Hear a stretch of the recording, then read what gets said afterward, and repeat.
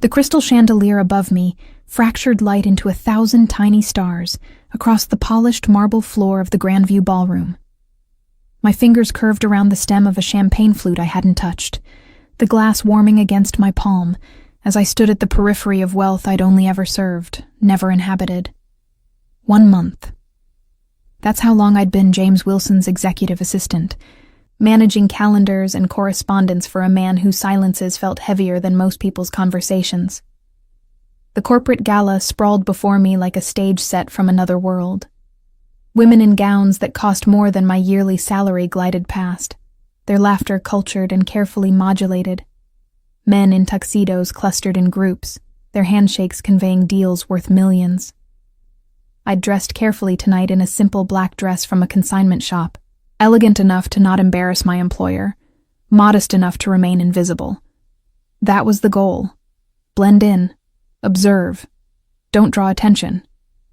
I'd learned in my brief tenure that James Wilson preferred his staff unobtrusive. He'd had 7 assistants in the 2 years before me, each lasting mere weeks before his exacting standards drove them to resign.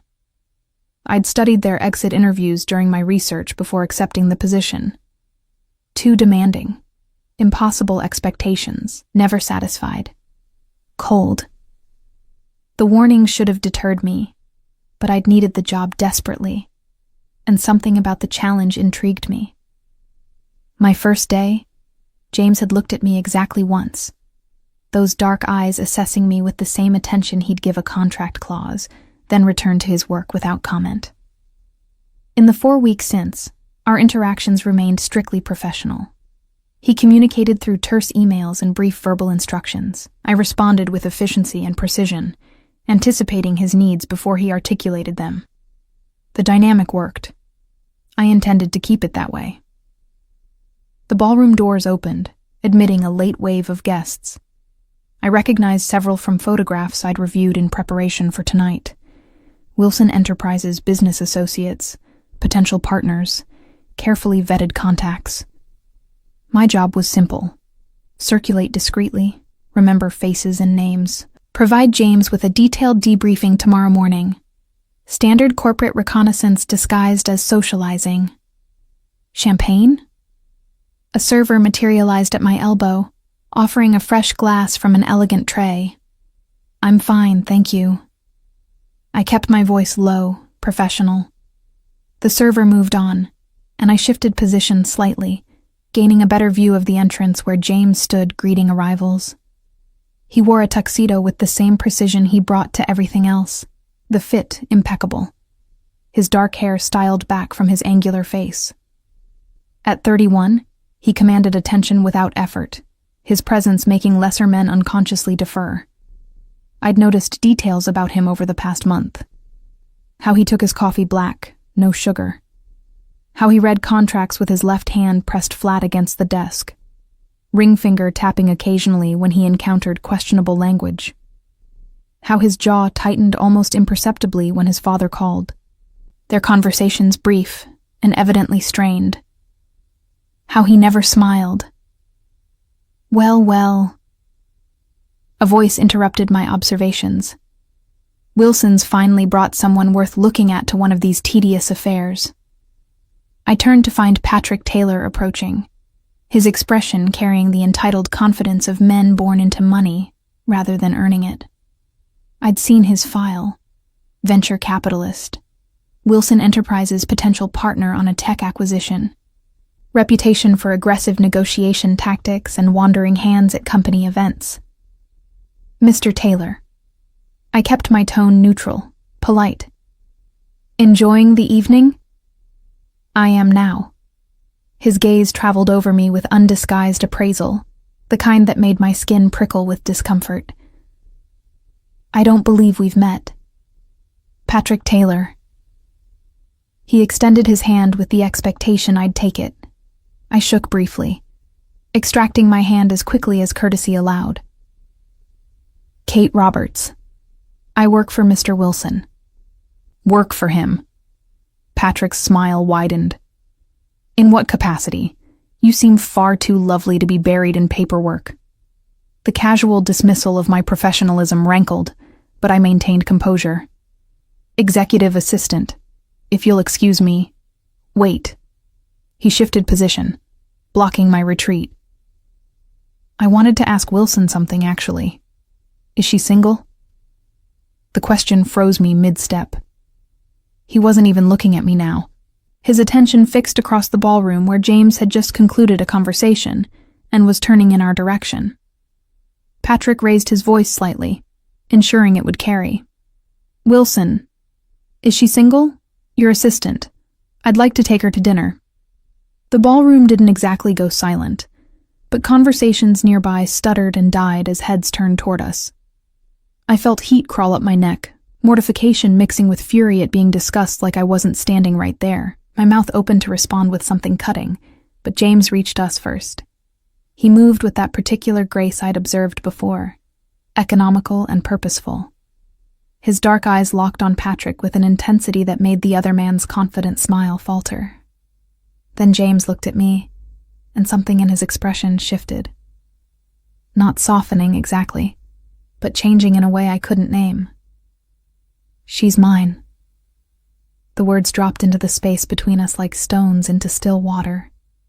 2 syllables that reverberated through my chest and apparently through James's consciousness simultaneously, because his eyes widened fractionally, the first genuine surprise I'd ever seen him display. The silence stretched. Patrick blinked, confusion crossing his features. Several nearby guests had stopped pretending not to listen, and I stood there, champagne flute forgotten in my hand, staring at my boss who'd just claimed me like property in front of half the city's business elite. Something hot and reckless rose in my throat. The same impulse that had made me apply for an impossible job now made me tilt my chin up and meet James's gaze directly. Jealousy doesn't suit someone who pretends not to notice me, sir. The formal address carried just enough edge to cut. I watched his jaw tighten, that telltale sign of tension I'd learned to recognize. But instead of the ice I expected, something else flickered in his dark eyes. Something that made my pulse jump. Kate. My name in his voice sounded different than it ever had in our professional exchanges. Lower. Careful. A word. Now. Not a request. Never a request with James Wilson. But the heat in his gaze suggested this conversation would be nothing like our usual brief, formal interactions. Patrick opened his mouth to protest, but James turned that Arctic stare on him, and whatever the venture capitalist saw, there made him step back with raised hands. Sure, Wilson, no problem. Didn't realize she was spoken for. Now you do. James's hand found the small of my back, proprietary and warm even through the fabric of my dress. He guided me away from the crowd, toward the French doors leading to the terrace. I should have objected, should have pulled away, should have reminded him that I was his employee, not his possession. Instead, I let him steer me outside into the cool December night, my heart hammering against my ribs for reasons I refused to examine too closely. The terrace was mercifully empty, string lights casting soft illumination over elegant furniture and potted evergreens. The moment the doors closed behind us, muffling the party noise, James released me and stepped back. But not far. Never far enough to feel safe. I apologize. His voice was controlled, but I heard the edge beneath it.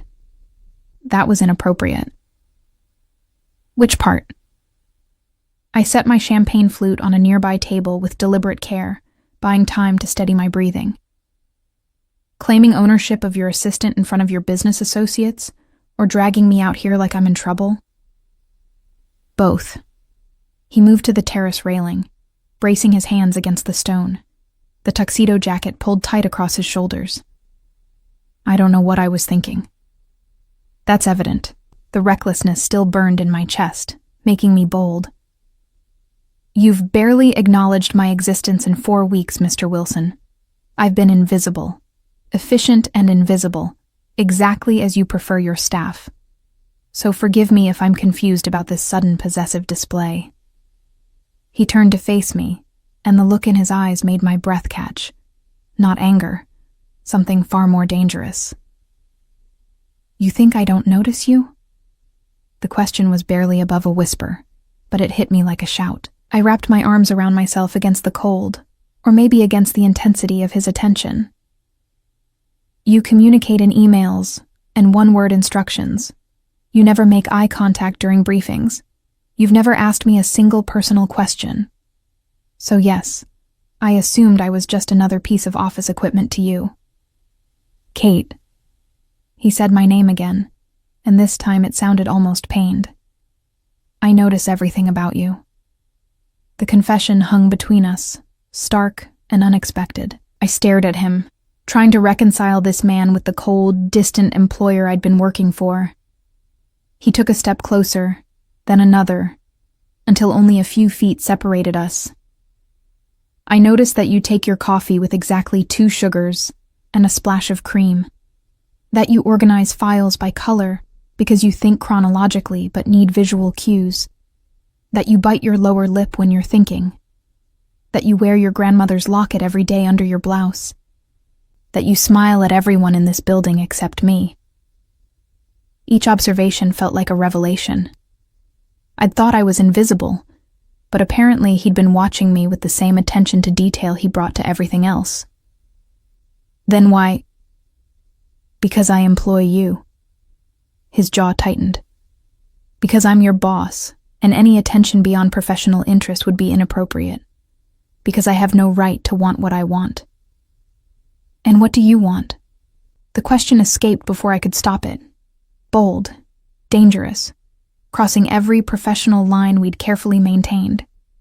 But his claim in that ballroom had shattered something between us, and I needed to know if I'd imagined the heat in his eyes, or if this impossible thing was real. James closed the remaining distance between us in one stride. His hand came up to cup my face, thumb brushing my cheekbone with unexpected gentleness. This, he said quietly. I want this. Then he kissed me. Not tentatively. Not carefully. With the same focused intensity he brought to every business negotiation, like he'd been thinking about it for far longer than 4 weeks. And now that the dam had broken, restraint was impossible. His mouth moved against mine with certainty, and I responded without thinking, rising on my toes to meet him, my hands finding the lapels of his tuxedo jacket. The kiss lasted seconds or hours, I couldn't tell. When we finally broke apart, both breathing hard, reality crashed back with uncomfortable weight. I was kissing my boss. On a terrace. At a corporate event, where anyone could walk out and see us. I started. But James pressed his forehead against mine, his hands still framing my face. Don't. His voice was rough. Don't apologize. Don't tell me this was a mistake. Don't go back to being invisible. Mr. Wilson. James. He pulled back enough to meet my eyes. When we're alone, it's James. The intimacy of his first name felt more dangerous than the kiss. But I was already falling, already past the point of self-preservation. James, I whispered, testing it. What are we doing? I don't know. His thumb traced my lower lip, and I shivered. But I'm done pretending I don't see you, Kate. I'm done pretending that every time you walk into my office, I don't want to pull you into my lap and find out if you taste as good as I've imagined. Heat flooded through me at his words. This was madness, professional suicide, every corporate handbook violation imaginable. But his dark eyes held mine, and I saw something there I'd never expected to find in James Wilson. Vulnerability. 1 month, I said, my voice steadier than I felt. You've noticed me for 1 month? Longer. He brushed a strand of hair behind my ear. The interview. You walked into my office, looked at me like I was a puzzle to solve rather than a reputation to fear, and told me you'd be the best assistant I'd ever had. I hired you on the spot and spent the next 3 days convincing myself it was because of your qualifications. And the month since? Torture. The word came out bitter. Watching you work. watching you be brilliant and efficient and completely unaware that you'd gotten under my skin, trying to maintain distance while wanting nothing more than to close it. So you claimed me in front of everyone. I stepped back, needing space to think. That's not professional interest, James. That's possession. I know. He didn't try to close the distance again, giving me room. And I have no excuse except that watching Taylor look at you like you were available made something snap. I'm sorry. The apology should have helped. Instead, it complicated everything further. Because despite the impossibility, despite the power imbalance and professional ethics, despite every rational reason to walk away, I didn't want an apology. I need you to understand something. I wrapped my arms around myself again, suddenly cold. I can't be your assistant and your... whatever this is. It's not fair to me and it's not sustainable. Pain flashed across his features, quickly masked. I understand. I'll have HR process your transfer first thing Monday. I didn't say I wanted to leave Wilson Enterprises. The recklessness surged again, making me bold. I said I can't be both. So you choose, Mr. Wilson. Keep your perfect assistant who remains professional and invisible, or see where this impossible thing leads. But you don't get both. I moved past him toward the terrace doors, needing to escape before I said something even more dangerous. His hand caught mine, stopping me. Kate. I looked back. His expression was raw in a way I'd never seen, all his careful control stripped away. I choose you. 3 words that changed everything. Monday morning arrived wrapped in the kind of winter sunshine that made Manhattan's glass towers gleam like promises. I stood in my small apartment's bathroom, staring at my reflection and wondering if I looked as different as I felt. The weekend had passed in a strange suspension of reality. James hadn't called or texted, and I'd spent 48 hours oscillating between certainty that Friday night had been a beautiful mistake and terror that I'd actually have to face the consequences of my ultimatum. My phone buzzed as I applied lipstick. A message from an unknown number, though I somehow knew who it was before I even read it. Don't come to the office today. I'll send a car at 10 a.m. We need to talk properly. James. I stared at the text, my heart performing complicated gymnastics. The presumption should have annoyed me. Just another command from a man used to absolute obedience. But the "we need to talk properly" softened it, suggested this was negotiation rather than decree. Where are we going? I typed back. Somewhere we won't be interrupted. Trust me. Trust. Such a simple word. Such complicated implications. But I found myself texting okay before I could overthink it. Then spent the next 2 hours trying on and discarding outfit after outfit before settling on a navy dress that split the difference between professional and approachable. The car arrived precisely at 10. Not a corporate sedan, but a sleek black vehicle with tinted windows and a driver who opened the door without speaking. The interior smelled of leather and something expensive I couldn't name. As we pulled into traffic, I noticed we were heading uptown, away from the financial district. My phone buzzed again. Thank you for coming. I know this is unconventional. Everything about this is unconventional, I replied. Where are we going? My apartment. Before you panic, my housekeeper is there. This isn't a seduction attempt. I just need privacy for this conversation. The apartment turned out to be a penthouse overlooking Central Park, all clean lines and floor-to-ceiling windows. The housekeeper, a professional woman in her 50s who introduced herself simply as Margaret, greeted us with coffee service already prepared in the living room, then discreetly vanished. James stood by the windows, still in his suit despite it being mid-morning. He looked like he hadn't slept well, fine tension visible in his shoulders. Thank you for coming, he said, not turning from the view. You keep thanking me. I set my purse on a chair, moving closer, but maintaining distance. Like you expected me to refuse. I would have understood if you had. He finally turned, and the vulnerability in his eyes matched Friday night. What I did at that gala was unforgivable. Claiming you publicly, putting you in an impossible position. You would have been entirely justified in filing a complaint with HR. Is that what you think I want? To file complaints? I crossed my arms, suddenly irritated. I'm not some helpless employee, James. I made my own choice Friday night. I kissed you back. I gave you an ultimatum. Stop acting like I'm a victim of your terrible behavior. Something shifted in his expression. Not quite a smile, but close. You're angry. I'm confused. I moved to the windows, needing to look at something other than him. You spend a month pretending I don't exist, then claim me like property, then reveal you've been watching me the entire time. Now you bring me to your home for some mysterious conversation that apparently requires complete privacy. So yes, I'm a little angry and very confused. I brought you here because I need you to understand what choosing me means. His voice was carefully controlled. And because I need to know if you're sure. I turned to face him. I wouldn't be here if I wasn't sure. You don't know everything. He moved to the coffee service, pouring 2 cups with practiced ease. About me.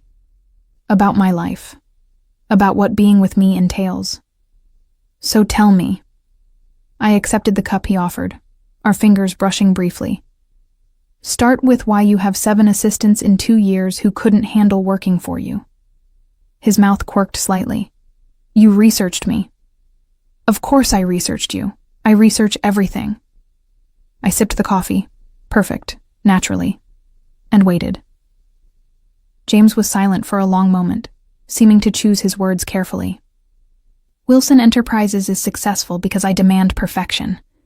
But there's another reason my employees don't last. They discover things they shouldn't. Ask questions they shouldn't. Notice patterns in my schedule and contacts that don't add up to legitimate business. My pulse quickened.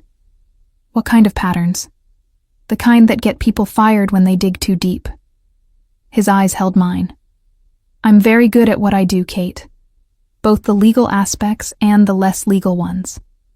The confession hung between us, weighted with implications. I should have felt afraid, should have made excuses, and left.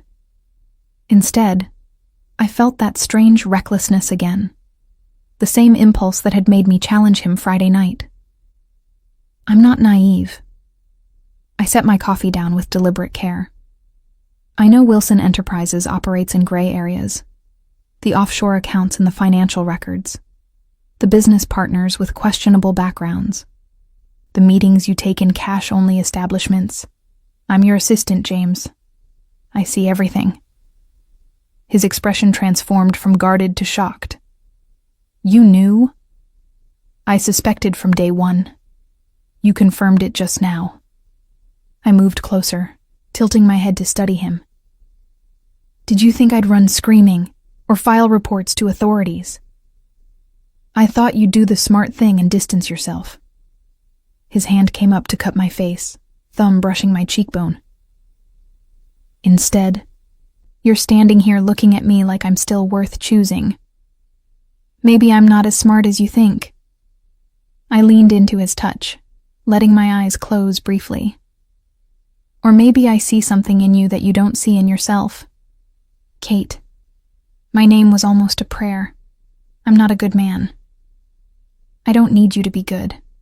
I opened my eyes, holding his gaze. I need you to be honest. With me, with yourself. Can you do that? The kiss was his answer, and this time there was no public event to interrupt us. His mouth moved against mine with the same certainty as Friday night, but deeper, more thorough. His hands slid into my hair, tilting my head for better access. I rose on my toes, wrapping my arms around his neck, tasting coffee and something uniquely James. When we finally broke apart, both breathing hard, he rested his forehead against mine. I need to tell you something else. His voice was rough. About the company, about me. Okay. I tried to step back to give him space, but his hands on my waist kept me close. I'm not just an entrepreneur who bends rules. Wilson Enterprises is legitimate, but it's built on a foundation that isn't. My father. He paused, jaw tightening. My father was part of an organization, East Coast Operations. When he decided to retire, I inherited not just his business, but his connections, his obligations. Understanding dawned cold in my chest. The Mafia. We don't call it that anymore. The ghost of a bitter smile. But yes, I've spent the last 5 years transitioning everything legitimate, building real businesses, distancing myself from the old ways. But some connections can't be severed. Some obligations remain. Is that why Patrick Taylor backed off so quickly Friday night? The pieces clicked together. He recognized what you are? He recognized what claiming you publicly meant. James's hands tightened on my waist. In my world, when a man claims a woman in front of witnesses, it's a declaration. It means she's under his protection, untouchable, mine. The possessive pronoun should have bothered me. Instead, it sent heat curling through my stomach. And if I hadn't given you an ultimatum? If I'd just pretended Friday night didn't happen? I would have respected your choice. His dark eyes held mine. But I would have watched you every day, wanting what I couldn't have, until one of us broke. So you chose me to avoid torture? I couldn't quite keep the edge from my voice. I chose you because the thought of anyone else touching you, looking at you, being with you, made me want to burn the entire city down. The raw honesty in his confession stole my breath. I chose you because in 1 month, you became essential in ways that have nothing to do with your professional competence and everything to do with who you are. You barely know who I am. Then let me learn. His thumb traced my lower lip. Let me take you to dinner. Let me ask you the personal questions I've been avoiding. Let me figure out how we navigate this impossible thing. I should have said no. Should have insisted on more time, more space, more clarity about what this was. Instead, I heard myself say, okay. His smile was small but genuine. The first real smile I'd seen from him. It transformed his face completely, making him look younger and infinitely more dangerous to my carefully guarded heart. Tonight, he said, I'll pick you up at 7. Wear something comfortable. This won't be a corporate dinner. Where are we going? Somewhere you can be you, not my assistant. He kissed me again, brief and sweet. Somewhere I can be me, not your boss. The car returned me to my apartment at noon. I spent the afternoon in a strange daze, touching my lips where he'd kissed me, replaying every word of our conversation. The smart thing would be to call this off, to find a new job, to protect myself from the inevitable heartbreak of falling for a man who lived in a world of shadows and dangerous obligations. But I'd never been particularly good at doing the smart thing. At 6:30, I dressed in jeans and a soft sweater, leaving my hair down and makeup minimal. If James wanted the real me rather than the professional facade, this was it. The buzzer sounded precisely at 7. He stood in my building's lobby wearing jeans and a dark Henley, looking nothing like the polished executive I'd worked for. His hair was slightly mussed, like he'd run his hands through it repeatedly. When he saw me, his expression softened into something warm and intimate. You look beautiful. You look different. I grabbed my coat. Younger, less terrifying. Is that disappointment I hear? He helped me with my coat, his hands lingering on my shoulders. Curiosity. I turned to face him. I'm seeing a side of you I didn't know existed. That's the point. He laced his fingers through mine, the casual intimacy both thrilling and terrifying. Come on. I want to show you my favorite place in the city. The place turned out to be a small Italian restaurant in Brooklyn, family-owned and completely unpretentious. The owner greeted James with familiar warmth, ushering us to a corner table without waiting for a reservation. Over pasta and wine, James told me about growing up in his father's shadow, about choosing legitimate business as rebellion rather than obedience, about the loneliness of being feared rather than known. I told him about my grandmother's locket, about studying business management on scholarships, about the desperate need to prove myself in a world that constantly underestimated me. We talked until the restaurant closed around us, and when James walked me back to my apartment building, the kiss goodnight felt like a beginning rather than an ending.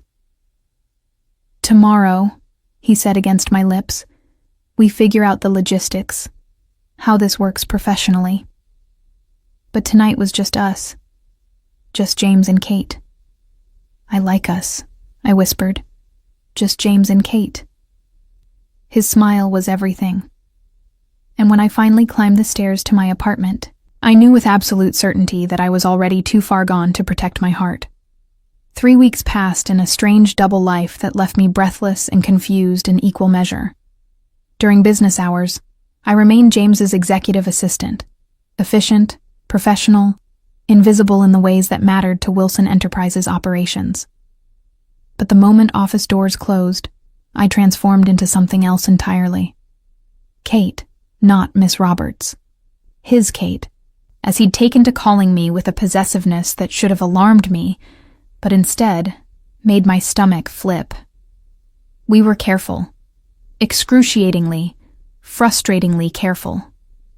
No public displays, no lingering touches in the office, no indication that our relationship had shifted from professional to intimately personal. James hired a new assistant, Maggie Davies, a competent woman in her 50s who handled his schedule with brisk efficiency, while I transitioned to a newly created strategic analysis position. The promotion came with a raise and an office on a different floor, eliminating any appearance of impropriety while keeping me within Wilson Enterprises' infrastructure. It was clever, calculated, exactly the kind of solution I'd expect from a man who'd spent years navigating dangerous waters.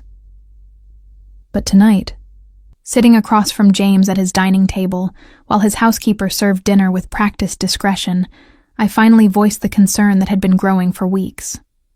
"We need to talk about what this is." James set down his wine glass, his dark eyes assessing me with the same attention he gave to contracts. "All right. What do you want to know?" "Everything." I pushed my plate away, appetite vanished. "We've been doing this dance for almost a month now. Dinner dates, late-night conversations in your apartment, kisses that stop before they go too far. But we haven't actually discussed what we're doing or where this is going. What do you want it to be?" The question shouldn't have surprised me.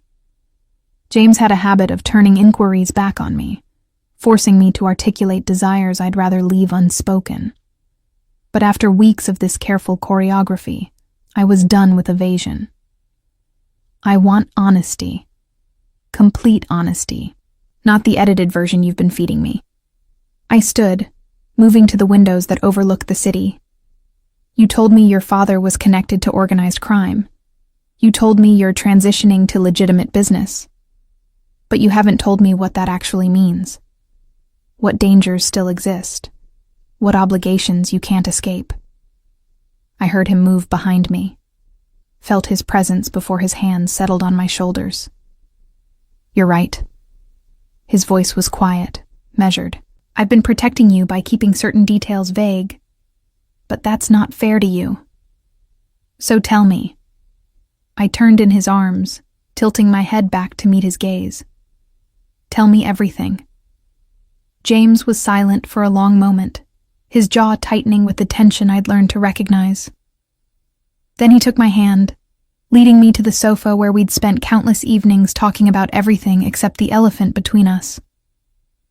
5 years ago, when my father retired, I inherited his position in what people call the syndicate, East Coast operations, primarily New York and Boston. It's not like the movies. We don't run protection rackets or peddle drugs. It's more sophisticated now. Money laundering through legitimate businesses, strategic acquisitions that consolidate power, influence over unions, real estate, certain political circles. I listened without interrupting, letting him speak.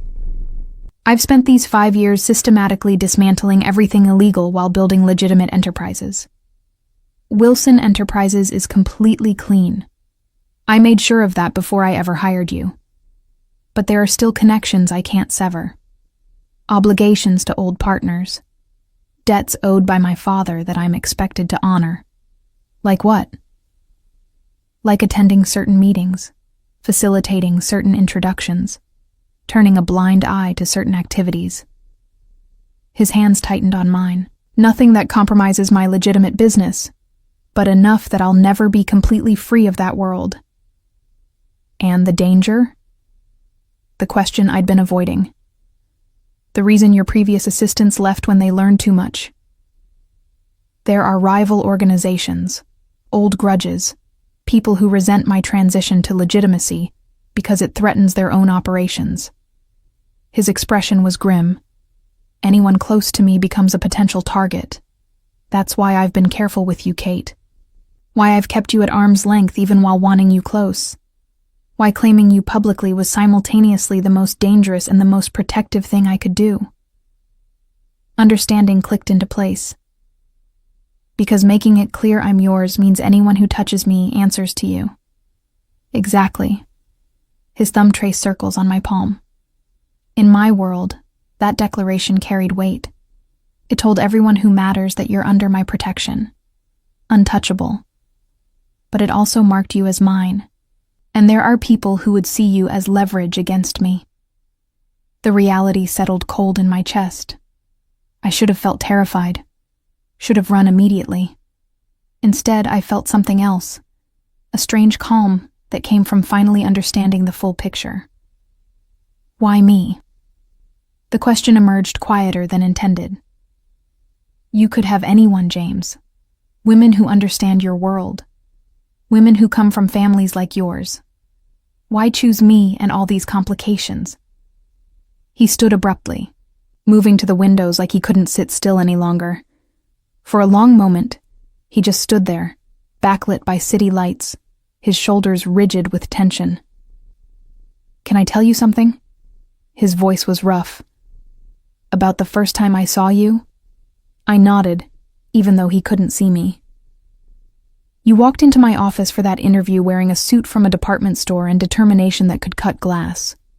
You looked at me like I was a puzzle to solve rather than a reputation to fear. Everyone else who'd interviewed treated me with either fawning deference or barely concealed terror.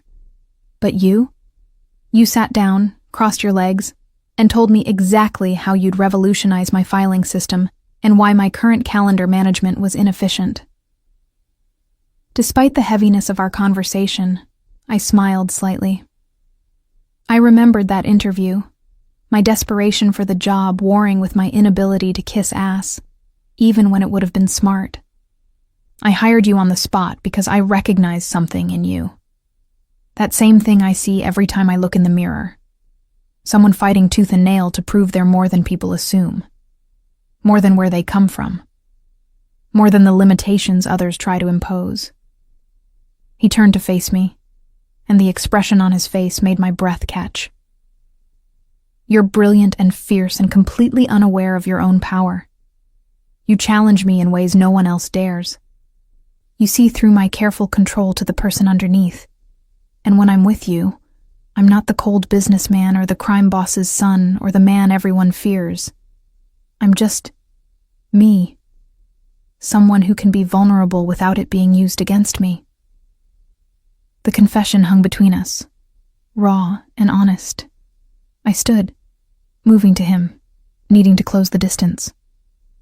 I'm afraid, I admitted. Not of you, but of what this means. The danger, the complications, the impossibility of normal. I'm afraid too. His hands cupped my face with infinite gentleness. I'm afraid I'll fail to protect you. I'm afraid my past will destroy what we're building. I'm afraid that one day you'll wake up and realize you deserved someone whose life doesn't come with death threats and dangerous obligations. Stop telling me what I deserve. I pressed my palms against his chest, feeling his heartbeat under my fingers. Let me decide that for myself. Kate, I choose this. The words came out firm, certain. I choose you, complications and danger and impossible circumstances included. But I need you to promise me something. Anything. No more protecting me through omission. If there's danger, you tell me. If there's a threat, you warn me. If there's something I should know, you share it. I'm not some delicate thing that needs shielding. I'm your partner, and I need you to treat me like one. Something shifted in his expression, surprise mixing with respect, and something deeper I couldn't name. Partners? He repeated, testing the word. Not just the woman I'm seeing? Partners. I held his gaze. In everything. That's my condition, James. Complete honesty, complete trust. Or we end this now before we're both in too deep. His laugh was sudden and genuine. Kate, I've been too deep since that interview. Maybe even before, in some cosmic sense I don't understand. Then he was kissing me, and this time there was no careful restraint. His mouth moved against mine with desperate certainty, his hands sliding into my hair, tilting my head for better access. I responded with equal fervor, rising on my toes, wrapping my arms around his neck, tasting wine and something uniquely James. The kiss deepened, shifted, became something more than simple desire. It tasted like promise, like commitment, like two people jumping off a cliff together and trusting they'd figure out how to fly. When we finally broke apart, both breathing hard, James rested his forehead against mine. Move in with me. The words were barely whispered, but they hit me like a shout. I pulled back to look at him, searching his expression for signs of impulsive insanity. James, we've been dating for 3 weeks. 4 weeks and 2 days. His thumb traced my lower lip. And I've wanted you in my space, in my life, in my bed. Since the moment I met you. I'm done with half measures, Kate. I'm done with you leaving at midnight. I'm done with stolen moments when what I want is every moment. So move in with me. Let me wake up next to you. Let me come home to you. Let me build this properly instead of in careful, controlled increments. It was insane, reckless, moving too fast by every rational measure. But when I opened my mouth to say something sensible, what came out was, okay. His smile was brilliant, transforming his entire face. Okay? Okay. I laughed, dizzy with the recklessness of it. On one condition, I keep my apartment for 6 months. If this disaster crashes and burns, I need somewhere to retreat and lick my wounds. It won't. His certainty was absolute. But I'll pay your rent for 6 months if it makes you feel safer. That's not necessary.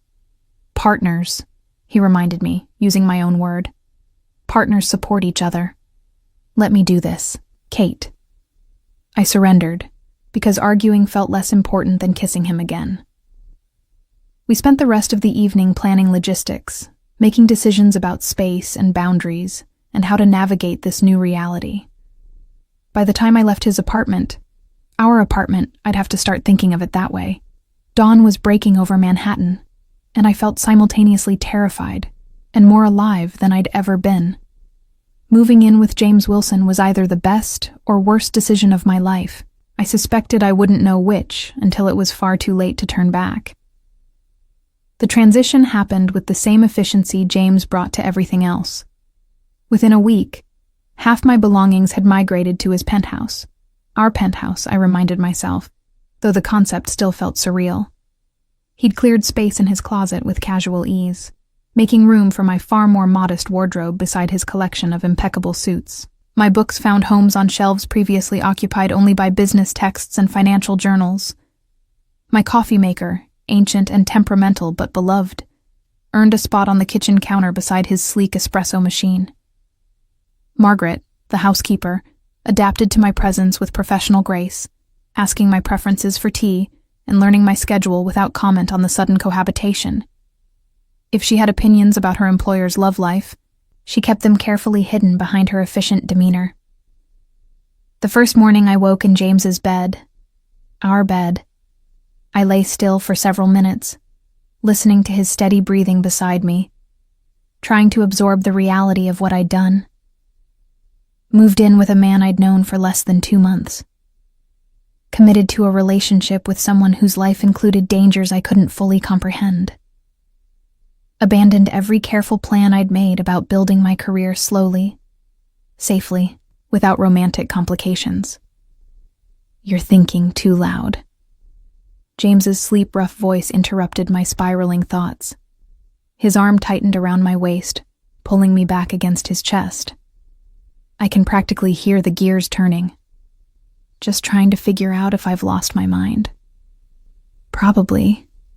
His lips pressed against my shoulder, warm through the thin silk of the nightgown he'd bought me.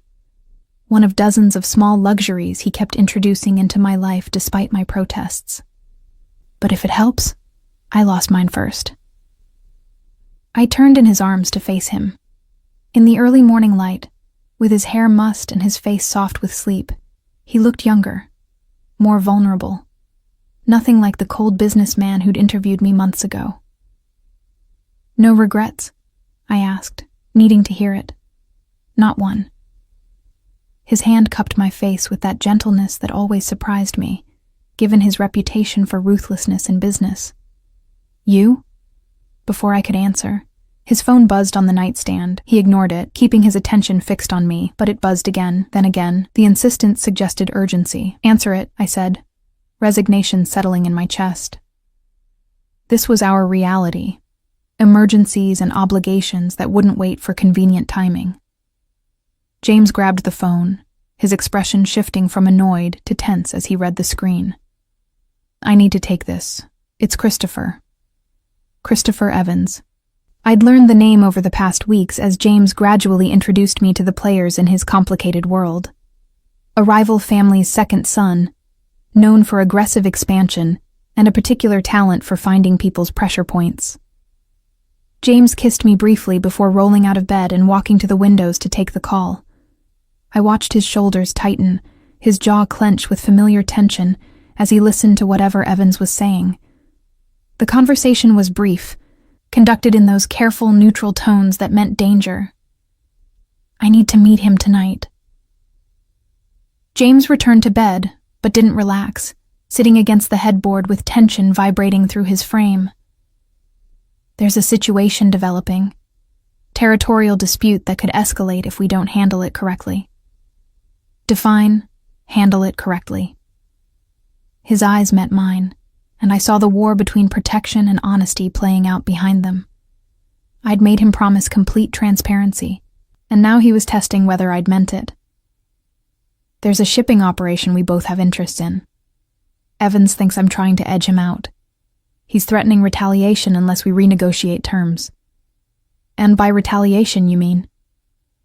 "Violence, probably. Maybe against our legitimate business holdings. Maybe against people I'm associated with." His hand found mine, lacing our fingers together. "That's why I need to meet with him. Show we're willing to negotiate. De-escalate before it becomes something worse." "Take me with you." James's expression transformed to shock, then adamant refusal. "Absolutely not. Kate, these meetings aren't social occasions. They're dangerous." "Exactly, which is why I should be there." I sat up, pulling the sheet around myself. "You told me claiming me publicly was protective because it established I was yours. But if I'm never seen with you, if I'm always hidden away, how does that protection actually work?" "It works because people know hurting you means answering to me." His voice carried an edge of warning. "You don't need to be physically present for that." "Maybe not. But I need to understand your world if we're going to make this relationship work. I need to see what you deal with, not just hear about it secondhand." I squeezed his hand. "Partners, remember? Complete honesty, complete trust. That goes both ways." For a long moment, James was silent, his dark eyes searching my face for something I couldn't name. Then he exhaled roughly, running his free hand through his hair. "This is a terrible idea." "Probably.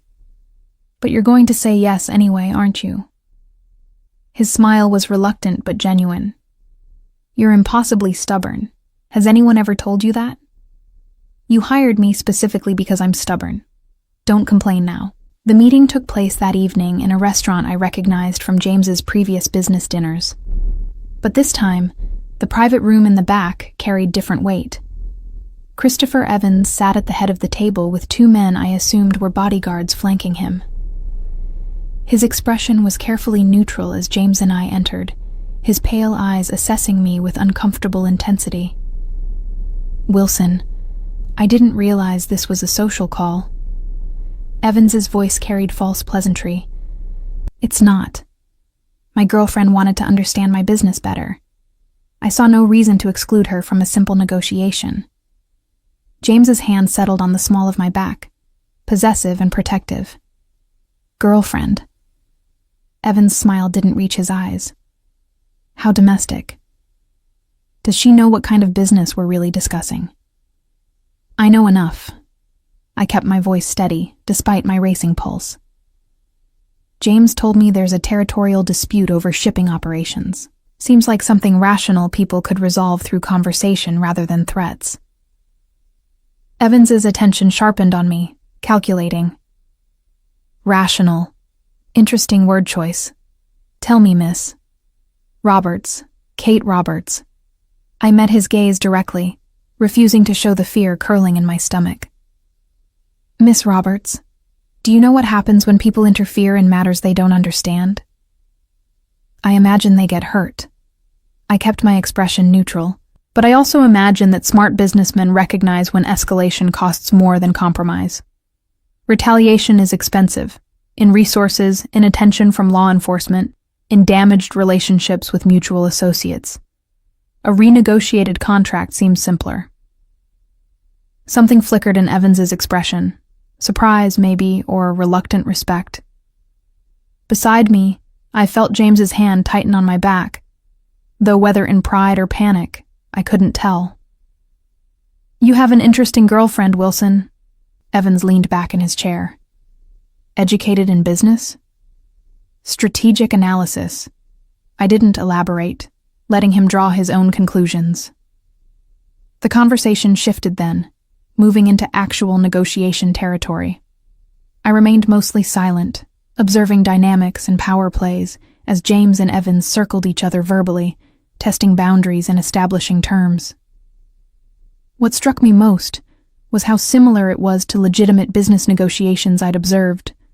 The same careful language, the same strategic concessions, just with higher stakes and more dangerous consequences for failure.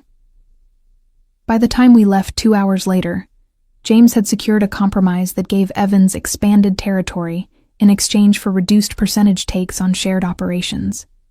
It wasn't everything either man wanted, but it was workable, a foundation for peace rather than war.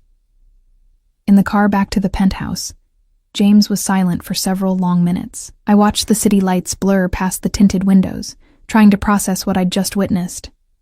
"You could have gotten yourself killed." His voice was quiet, but carried an edge of fury I'd never heard directed at me before. But I didn't. I turned to face him. I helped, actually. Evans respected me speaking up. It shifted the dynamic. Or it made you a target. James's jaw was tight. "Kate, these people aren't rational businessmen you can analyze like a case study. They're dangerous. They see weakness and exploit it. They see something valuable and try to take it." "Is that what you think I am?" "Valuable." The question came out sharper than intended. "You're everything." The confession was raw. "Which is exactly why I can't lose you to my own stupidity. Bringing you tonight was a mistake. Stop." I reached for his hand, forcing him to look at me. "Stop protecting me from your life while claiming we're partners. You can't have it both ways, James. Either I'm in this completely, with full understanding of the dangers and complications, or I'm just another person you need to shield? Which is it? His expression was anguished in the dim light. I don't know how to do this, how to let you in without putting you at risk. Then we figure it out together. I laced our fingers together. But you don't get to decide unilaterally that I'm too delicate for your world. I'm stronger than you think. I know you are. His thumb traced circles on my palm. That's what terrifies me. When we arrived back at the penthouse, James pulled me close the moment the elevator doors closed, his mouth finding mine with desperate intensity. The kiss tasted like fear and frustration, and something deeper. The terror of loving someone in a world where love could be weaponized. We made love that night, with an urgency that felt like claiming, like reassurance, like two people trying to convince themselves that this impossible thing could actually work. Afterward, tangled together in sheets that cost more than my first car, I listened to James's heartbeat slow as he drifted toward sleep. I meant what I said earlier. His voice was drowsy but firm. You're everything, Kate, which means I'll spend every day trying to be worthy of the trust you've placed in me. You already are, I whispered, though I wasn't sure if he heard me before sleep claimed him. I lay awake long after, watching city lights paint patterns on the ceiling, trying to ignore the cold certainty settling in my chest. Tonight had shown me the reality of James's world, the danger, the careful navigation of violence, the constant threat assessment. And while I'd meant every word about being partners, about choosing this life with him, I couldn't quite silence the small voice asking if love was enough to survive in a world built on power and fear. Outside, the city hummed with its usual nighttime symphony. Somewhere out there, Christopher Evans was making calculations of his own. And in the safety of James's arms, I tried not to think about what those calculations might mean for us. 6 months passed in a blur of normalcy, punctuated by reminders that my life was anything but typical. I settled into the penthouse fully, my initial caution about keeping my old apartment gradually fading as James's space became genuinely ours. I learned his routines, his preferences, the small rituals that made up our domestic life. Coffee together each morning before he left for the office. Late dinners where we discussed our days with careful omission of details too dangerous to speak aloud. Weekends spent in comfortable silence, reading or working side by side, or exploring the city together like normal couples. But normal was an illusion we both maintained through deliberate effort. Because underneath the surface domesticity, James's world continued spinning with its own dangerous momentum. I'd become familiar with the players, the rivals who circled Wilson Enterprises looking for weakness, the old family connections James couldn't completely sever, the legitimate business partners who suspected but never confirmed what they were really dealing with. I learned to read the tension in James's shoulders when certain names appeared on his phone, learned which meetings he came home from, exhausted versus energized, learned the difference between productive negotiation and dangerous standoff. And gradually, I'd carved my own space in his empire. My strategic analysis position at Wilson Enterprises had evolved into something more substantial. I reviewed contracts for potential pitfalls, identified business opportunities, advised on acquisitions and partnerships. James consulted me increasingly on decisions both legitimate and borderline, valuing my outside perspective and analytical approach. "You see patterns I miss," he'd told me one evening, reviewing a particularly complex real estate deal, "because you're not trained to think like them. You think like a scholar analyzing systems rather than a player within the game. It makes you dangerous in the best possible way." Dangerous. The word followed me everywhere lately. It was a Thursday in late June when everything shifted. I was working from home, reviewing quarterly reports for Wilson Enterprises' shipping subsidiary, when my phone rang with an unknown number. "Hello? Miss Roberts." The voice was cultured, male, unfamiliar. "My name is Lawrence Blackwood. I'm an attorney representing certain interests that overlap with Wilson Enterprises." I sat straighter, immediately alert. James had taught me to be wary of unexpected calls, especially from lawyers. I'm not authorized to discuss Wilson Enterprises business without Mr. Wilson's consent. This isn't about business, it's about you. A pause. Specifically, your relationship with James Wilson and what that relationship means for your safety. Cold prickled down my spine. I don't know what you're implying. I'm implying nothing. I'm stating facts. Papers rustled in the background. You've been living with Mr. Wilson for 6 months. You've been seen with him at various business functions. You've even attended at least one meeting with Christopher Evans, a known competitor in Wilson's less legitimate operations. This makes you a person of interest to several parties. Get to the point. I kept my voice steady through sheer willpower. The point is that people close to powerful men become targets, Miss Roberts. Leverage to be used, bargaining chips, and you, with your lack of family connections or protective resources, make a particularly vulnerable target. Unless, of course, you'd prefer to reconsider your association with Mr. Wilson before that vulnerability is exploited. Is this a threat? Consider it. Friendly advice from concerned parties who would prefer to avoid unnecessary conflict. The smile was audible in his voice. James Wilson has made enemies through his transition to legitimate business. Those enemies are always looking for pressure points. Don't make yourself one. The call disconnected before I could respond. I sat frozen, phone still pressed to my ear, my heart hammering against my ribs. This was different from vague warnings about danger. This was specific, targeted. A direct threat disguised as concern.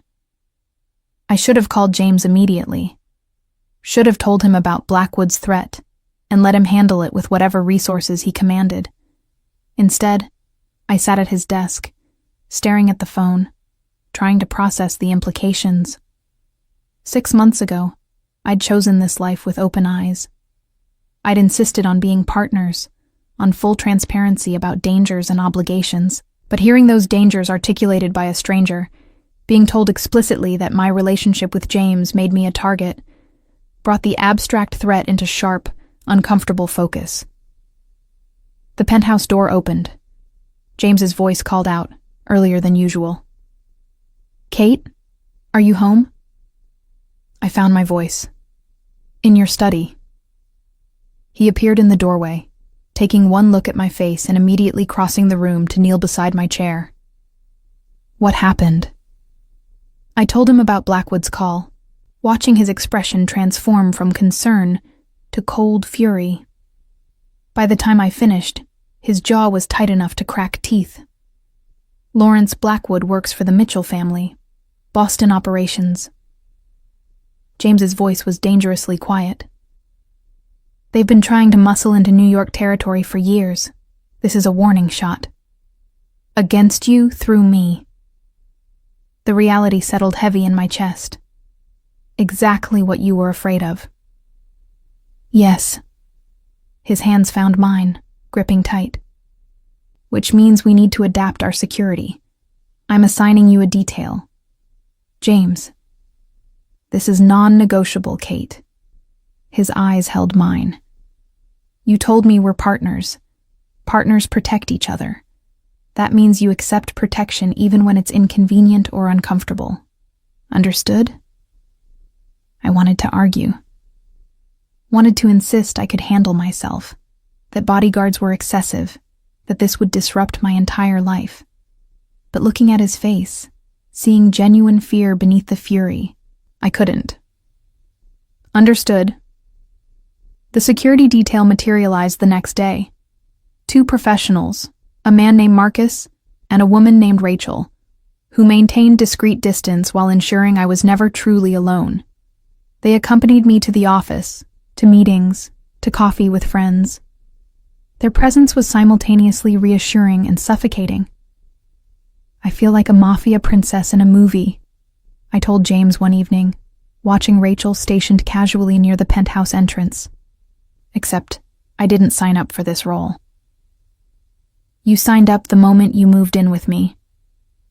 His arms came around me from behind, chin resting on my shoulder.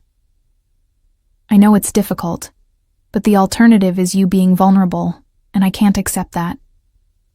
The alternative is me living my life without being constantly monitored. Kate. He turned me to face him. The Mitchells don't make empty threats. Blackwood's call was a warning that they're watching you, looking for opportunities. Until we resolve this situation, security isn't optional. And how do we resolve it? What does that even mean? It means I meet with the Mitchells, establish clear boundaries, make it unequivocally clear that touching you means war they can't afford. His expression was grim. It means reinforcing what I established at that gala months ago, that you're mine, and anyone who harms you answers to me. The possessive declaration should have bothered me. Instead, it made something fierce and warm bloom in my chest, because beneath the territorial language was genuine fear for my safety.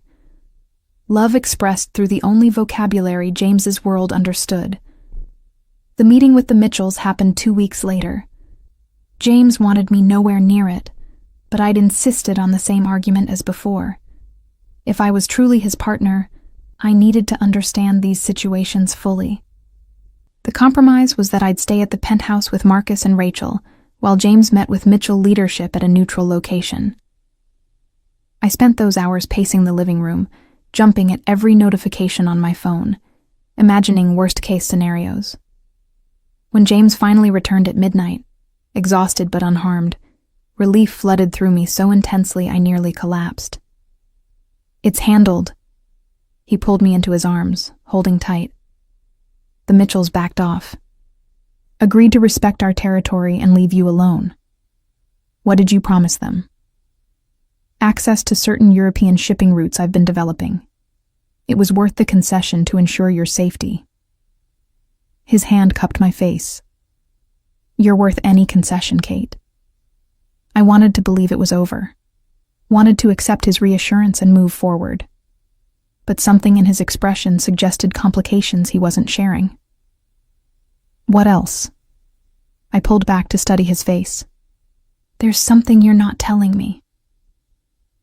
James was silent for a long moment, internal war visible in his eyes. Then he sighed, leading me to the sofa. "The Mitchells agreed to leave you alone, but they made it clear they see my relationship with you as weakness, evidence that I've gone soft, that I'm prioritizing personal attachments over business. Other families will see it the same way, which means I need to demonstrate strength elsewhere, be more aggressive in other negotiations, show that protecting you doesn't mean I'm vulnerable. You mean become more dangerous to prove you're still dangerous." The reality was bitter. "I've made you a target too, in a different way." "No." His hand found mine, lacing our fingers together. "You've given me something worth protecting. There's a difference. Before you, I had nothing to lose except business interests and reputation. Now I have something infinitely more valuable. That doesn't make me weak. It makes me more careful and more ruthless about eliminating threats." The logic was twisted, but somehow made sense within James's world. I was both his greatest vulnerability and his motivation for being uncompromising. The thing that could destroy him, and the thing worth destroying others to protect. "I don't know if I can live like this," the confession escaped quietly. "Always wondering if loving you puts you at risk or puts me at risk. Always calculating security implications instead of just existing." "I know." He pulled me against his chest, and I felt his heartbeat steady beneath my ear. "But I also know I'm not letting you go. So we figure out how to navigate this together. How to build a life that acknowledges the dangers without being consumed by them. How to love each other despite the complications rather than because they don't exist." I tilted my head back to look at him. "You've never said that before." "Said what?" "That you love me." His expression softened into something vulnerable and unguarded. "I've loved you since you walked into that gala and called me out for jealousy in front of everyone. Maybe even before. I just didn't have the language to admit it until now. I love you too." The words felt simultaneously enormous and insufficient. Even though you're impossible and dangerous and your world is insane. His laugh was soft. Especially because of those things, I suspect. You don't do anything the easy way, Kate Roberts. Neither do you, James Wilson. We sat there in the quiet penthouse, holding each other, as the city glittered below. Tomorrow would bring new complications, new threats, new negotiations. But tonight, we had this, the certainty of love acknowledged, the fragile security of being together despite everything trying to pull us apart. It would have to be enough. The first snowfall of December came early, transforming Manhattan into something softer, cleaner, almost innocent. I stood at the penthouse windows watching it drift down past glass towers, my hand unconsciously resting on my still flat stomach. 8 weeks. That's how long I'd known about the pregnancy without telling James. It wasn't that I didn't want to tell him. It was that telling him would make it irrevocably real, would force decisions we weren't ready for, would introduce new vulnerabilities into a relationship already complicated by danger and obligation. So I'd kept the secret close, attending doctor appointments during work hours, hiding morning sickness behind excuses about bad coffee, waiting for the right moment that never seemed to arrive. You're thinking loud again. James's arms came around me from behind, his chin settling on my shoulder. Want to share? Just watching the snow. The lie felt heavier than usual. It's beautiful. It's cold and wet and makes traffic impossible. But his tone was affectionate. You're the only person I know who gets poetic about weather. I turned in his arms, studying his face. 10 months since that gala where everything changed. 10 months of building this improbable life together. Navigating his dangerous world, defending our relationship against threats both external and internal. Learning how to love someone whose existence defied simple categorization. James, I need to tell you something. His expression immediately sharpened, reading tension I couldn't quite hide. What's wrong? Nothing's wrong. At least, I don't think anything's wrong. It's just... The words caught in my throat. How did you tell a man who lived perpetually on guard that he was going to be a father? That you'd created something infinitely vulnerable in a world defined by danger? My phone buzzed before I could find the language. Then James's buzzed. Then again. The urgent insistence that meant crisis. James grabbed his phone, his expression transforming as he read. Christopher Evans is dead. Murdered last night. His family is claiming Wilson Enterprises was responsible. Cold flooded through me. Were you? No. His eyes met mine. But someone wants it to look like we were. This is a setup, Kate. Someone's trying to start a war. The next hours blurred into controlled chaos. James made calls, gathered intelligence, assembled his core advisors. I listened from the edge of the room as details emerged. Evans had been killed in his own home, execution style, with evidence planted suggesting Wilson Enterprises' involvement. The Evans family was demanding retribution. Other families were picking sides, seeing opportunity in the conflict. They'll come after you. Christopher Bennett, James's head of security and closest advisor, stated it as fact rather than possibility. You're the obvious target for retaliation. Evan's younger brother Thomas is already making threats. Then we increase security. James's voice was deadly calm. Kate doesn't leave the penthouse without full detail. We secure all known vulnerabilities. Or I disappear for a while. The suggestion escaped before I fully formed it. Leave New York until this blows over. Remove myself as a target. No. The single word carried absolute finality. Running makes you look vulnerable. Makes me look weak. We don't run. James. No, Kate. He crossed the room to me, his hands on my shoulders. I promise to protect you. That means keeping you close where I can ensure your safety. Not sending you away where I can't control the variables. This isn't about control. Yes, it is. His eyes were fierce. It's about me refusing to let anyone threaten what's mine. It's about standing our ground instead of giving them the satisfaction of making us afraid. It's about showing every family watching that Wilson Enterprises doesn't back down. The possessive declaration should have alarmed me. Instead, it made the secret I'd been keeping suddenly unbearable. I'm pregnant. The words dropped into the charged silence like an explosion. James froze, his hands still on my shoulders, his expression cycling through shock, disbelief, and something that might have been terror. What?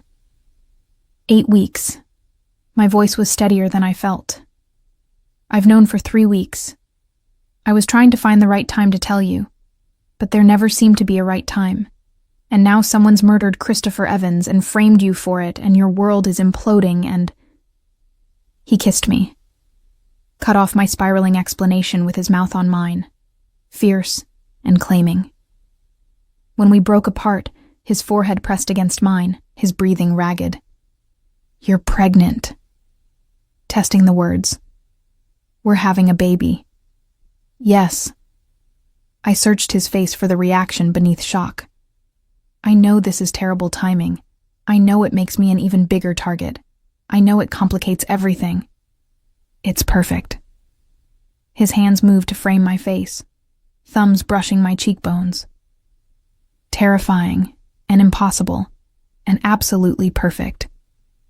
James, did you hear the part about terrible timing? Someone just framed you for murder. There's going to be a war. This is possibly the worst moment in history to be pregnant with your child. Or the best. His smile was small but genuine. Because now I have 2 people worth fighting for instead of 1. 2 reasons to end this quickly and decisively rather than letting it drag out. I wanted to argue with his logic, point out that pregnancy made me vulnerable rather than strong. But looking at his face, seeing joy mixed with determination, mixed with fierce protectiveness, I couldn't find the words. We need to move you somewhere more secure. Christopher Bennett's voice interrupted our moment. The penthouse is defensible but not ideal for extended siege. Agreed. James's arm came around my waist, pulling me against his side. The Connecticut property, full security team, medical staff on standby given Kate's condition. I'm not an invalid, I protested. Being pregnant doesn't mean I need medical staff hovering. It means you're carrying something infinitely precious in a situation where stress and danger are constants. James's tone left no room for argument. We're not taking chances, Kate. Not with this. The Connecticut property turned out to be an estate an hour outside the city. Sprawling, isolated, surrounded by security measures both visible and concealed. James moved us there within 24 hours, establishing a war room in the main house, while keeping me in a guest cottage that felt more like a luxury prison. I spent the first week pacing, restless and frustrated, watching through windows as James conducted strategy sessions I wasn't permitted to attend. My security detail had tripled. Rachel and Marcus now had reinforcements, ensuring I was never alone, never unguarded, never allowed to forget that I was a target worth protecting.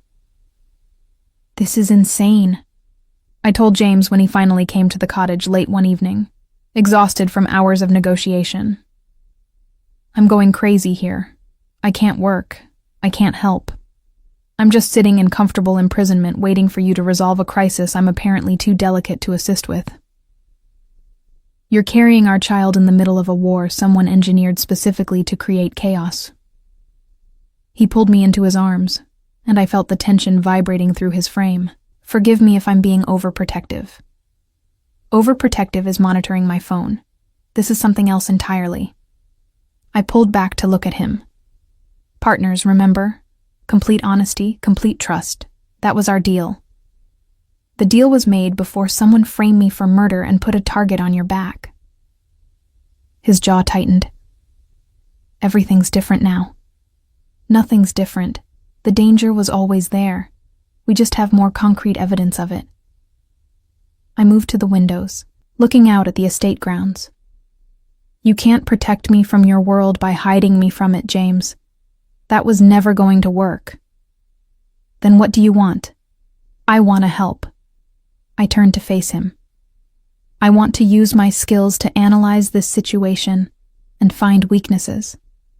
I want to be part of the solution instead of the problem you need to manage. I want to be your partner instead of your possession. Something shifted in his expression. You think that's how I see you? As a possession? I think you love me. I chose my words carefully. But I also think you define protection as control, as removing variables and eliminating threats, and keeping me locked in a beautiful cage where nothing can touch me. And while I appreciate the sentiment, I can't live like that. The silence stretched between us, heavy with truths we'd been avoiding for months. Outside, snow had started falling again, obscuring the grounds in white. I'm terrified. The confession came out rough. Of losing you. Of failing to protect you and our child. Of making a mistake that cost me everything that matters. So yes, I'm trying to control the situation because control is all I know. It's how I've survived in this world. But you're right. You're not a problem to be managed. You're the woman I love, and you deserve better than to be hidden away like something fragile. I crossed to him, taking his hands in mine. Then let me help. Let me be part of this. All right. He exhaled slowly, surrendering control with visible effort. But on my terms. You work from here, not the main house. You have full security detail at all times. And if the situation escalates, if threats become immediate, you follow Christopher's instructions without argument. Those are my conditions. Deal. Relief flooded through me. Now tell me everything about Evan's murder and who benefits from framing you. We spent the next 3 hours reviewing evidence, analyzing patterns, identifying players who might have engineered the setup.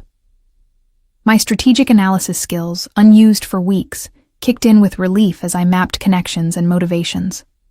By midnight, we'd developed a theory.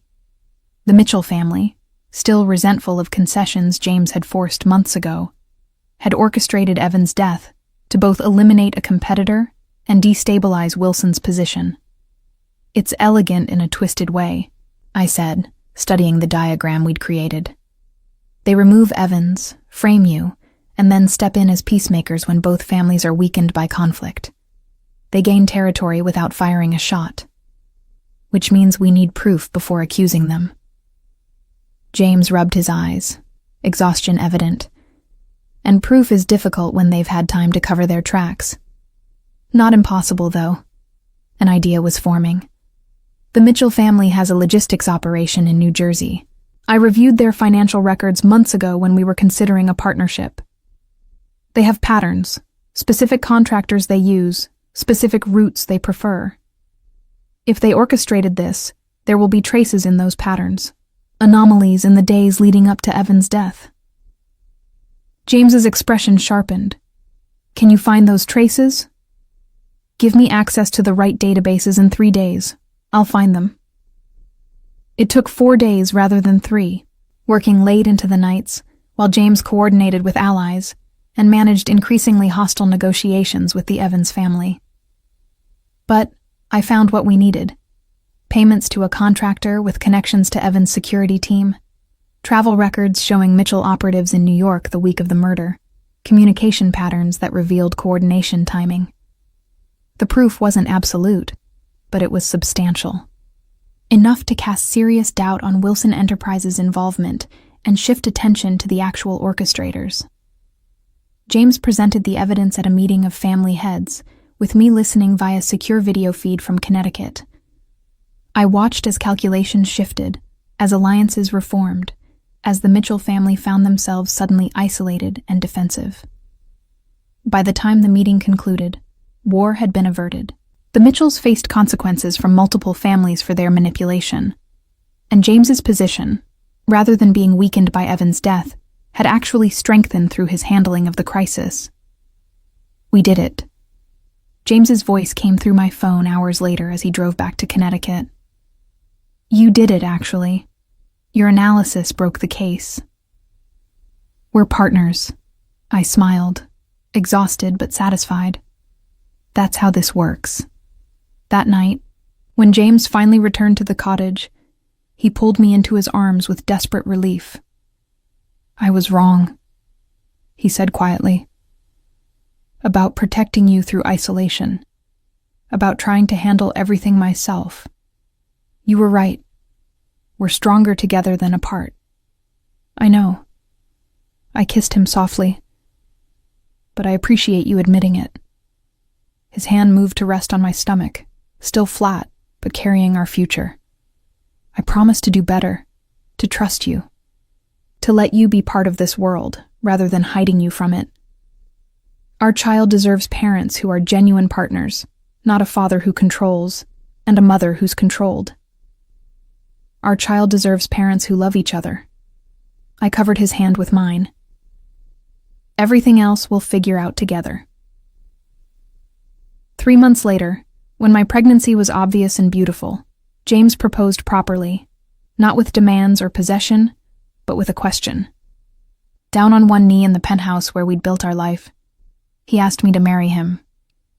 To be his wife, his partner, his equal in all things. I said yes without hesitation. Our wedding 6 months later was small and private, held at the Connecticut estate with only our closest people present.